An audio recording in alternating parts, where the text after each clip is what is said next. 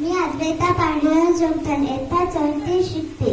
इथे आपण सर्वजण कशासाठी जमलेलो आहोत? इथे आपण लोकमान्य टिळकांची जयंती करण्यासाठी जमलेलो आहोत.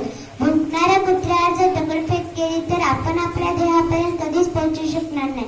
त्याच्यापेक्षा आपण हातामध्ये बिस्किटी घेऊन पुढे चालले तर खूपच चांगले, असे म्हणणारे कोण? लोकमान्य टिळक.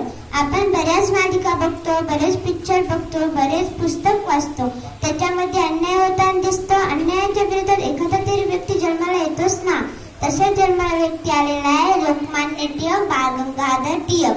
यांचा जन्म 23 जुलै 1856 रोजी झाला.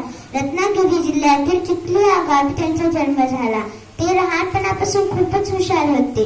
पुणे येथे त्यांचे शिक्षण पूर्ण झाले. त्यांना शिक्षकाची नोकरी लागली, पण त्यांना इंग्रजांच्या शिक्षण पद्धती आवडत नव्हत्या. त्याच्यामुळे ते पत्रकाराची नोकरी धरली. स्वराज्य माझा जन्मसिद्ध हक्क आहे, हे मी मिळवणारच. स्वराज्य माझा जन्मसिद्ध हक्क आहे, हे मी मिळवणारच, अशी त्यांनी आट धरली होती. आणि त्यांनी लोकांना जागृत केले आणि केसरी आणि पुढारी हे 2 वर्तमानपत्र काढले आणि लोकांपर्यंत संदेश पोहोचवला आणि लोकांना अजूनच जागृत केले. असे करत करतच त्यांनी गणेश उत्सव आणि शिवजयंती हे 2 उत्सव काढले.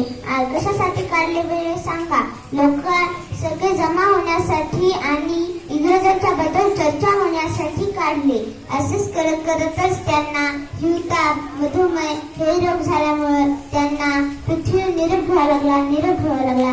ते दिवस म्हणजे 21 ऑगस्ट 1920. ह्या महान मानवाला मी त्रिवार वंदन करते.